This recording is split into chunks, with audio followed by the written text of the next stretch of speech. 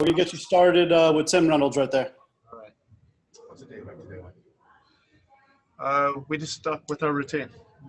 Watched film, trying to make sure that we continue to get better in this series. And it seemed like there was good attendance. That's a good sign for tomorrow? Yeah, everybody got their treatment, rest. Today's another day of rest and recovery. I think everybody knows on both sides, what to expect tomorrow. All right, next up is Jax. Go ahead. Coach, a couple for you. First of all, in regards to what you expect tomorrow, is there an expectation of a reinvention, or is it pretty much what you saw in Game 3, or maybe even a fusion of that? I don't know. You have to continue to try to get better as the series goes on. There'll be two extremely desperate, urgent teams, and that's what it's all about, in the playoffs. And then the other question was, I was kidding Ronnie last night on postgame that we've run out of superlatives and adjectives to talk about Tyler Herro. And of course, you cleared the path for us because he's got to give him rookie humility, tongue in cheek. But what is the best way to describe what we're seeing? I mean, literally, even Dwayne co-signed the fact that it was nice having the rookie scoring record for 16 years that was moved by 10 points. Yeah, that you put it in that kind of context. That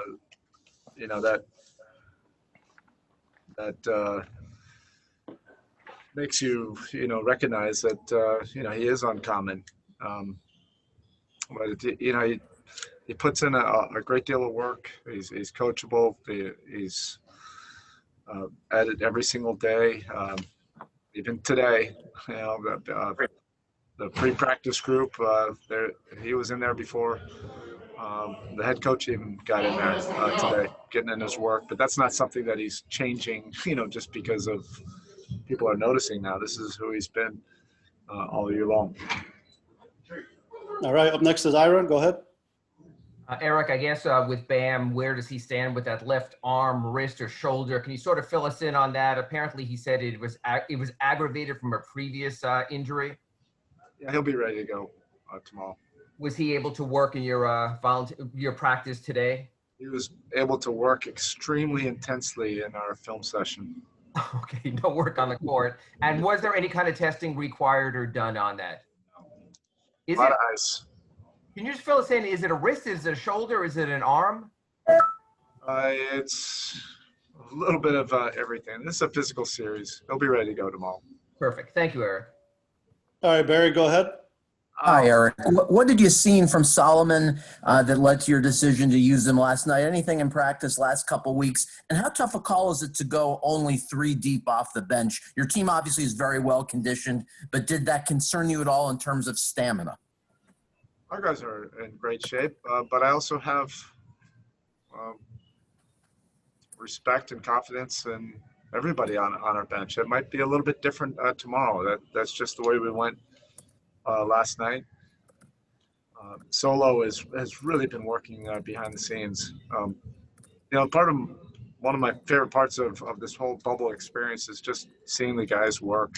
And have a lot of opportunities, with gym time and whether the guys have been in the rotation or not, they've really been putting in the time. And Solo has been one of those guys. You can see it. He's transformed his body. He's great shape. He's a veteran. So he's been in a lot of these experiences before. Thanks. All right, Jeff Zogett. Erik, the other night when you were asked about a particular defense, you said it's not necessarily about scheme, it's more about competition. If you'll indulge for just a second, maybe big picture on, the data shows teams are using zone defenses, even if it's just a little bit more. The Lakers used it the other night to get back in it against Denver. Ultimately, what's the purpose of it? I know teams don't go to it for extended stretches, but what do you get out of it and the aim of a zone? Yeah, Jeff, it's everybody's different. I actually didn't see that half of the game, with the Lakers using it. For us, it's a scheme that we've used all season long. So it's some games we use it, some games we don't. It looked ridiculously bad in game 3. We used it more last night, but we'll see what happens, in game 5. But we're not just throwing it out there, in this series, not having used it during the season. All right, Christos with Greece is up next. Hello, Coach. First of all, in the 3 wins against Celtics, you have 3 different players as leaders. The game 1 was Bam, game 2 was Dragic, and game 4 was Tyler Herro. What it means about your effort and about your game and about a couple points. Your approach on the game. Yeah, a couple points. That's who we've been all year long. We've had a lot of different contributors and different leading scorers or multiple guys in double figures. That's just how we're built. We're not a team that, for better or worse, it doesn't mean anything. It's just we don't have a team where somebody's going to score 50.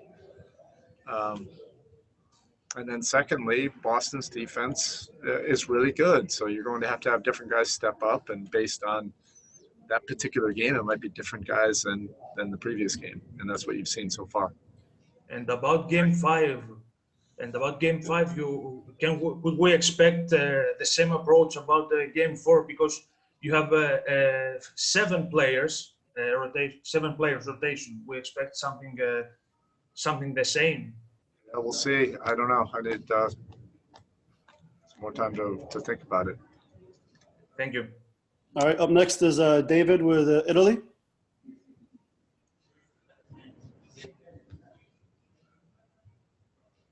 David, go ahead. Unmute your line. Okay, can you hear me now? Coach, can you hear me? I can hear you. Great. Coach, you've been in many closing games in your career. What is different this year with this type of team compared to, for example, the last time you went so far in the playoffs? I don't know. It's just different teams, different experiences. I just want to make, we want to give everything to this group and not compare them. This whole experience of being in the playoffs here in the bubble really has been extraordinary, and we're grateful to be a part of it. We're grateful to have this group together. All right, Andres Lopez is next. Thank you. Coach, the Wall Street Journal reported how both you and Brad Stevens have had a very close working relationship with Coach Crutchfield from Nova Southeastern, a small D2 school. As an NSU student myself, I was curious if you could talk a little bit about your relationship with Coach Crutch and what he has to offer in his program that you guys can imitate in an NBA team. Well, he's local now, so I can't remember who mentioned him. Or if I heard him, I don't really remember, but since he was right up the road, we just decided to give him a call and see if he wanted to meet and talk shop. It was after our season 2 years ago where we didn't make the playoffs. We had a lot of time during the spring, and that was one of the visits we made, and he was really accommodating. Obviously a terrific coach, but just a super nice guy, and his staff was awesome. We went up there and just talked shop for 5-6 hours. It was a lot of fun. All right, and your last question there is for Mark Spears. Go ahead, Mark. Yes, Coach. What do you remember about your sales pitch to Jimmy? And also, you guys keep saying you guys are made for the bubble, but for the no getting a haircut yet, Jimmy, why is he so made for this? It's tough to say because nobody's ever experienced this.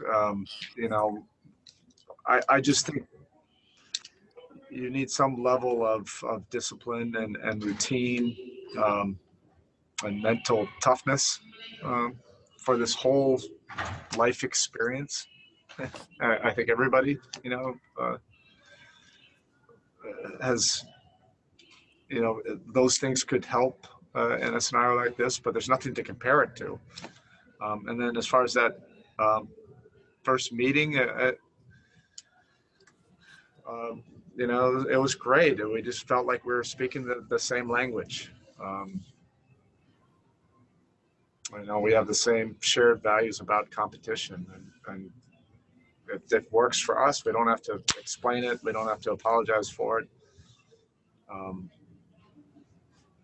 And maybe, you know, by times we've been criticized for that, or he, you know, who cares, you know, but I'm just really grateful we got him. Thank you, Coach. All right, thanks, Coach. That's it. Thank you. All right, I'm gonna go.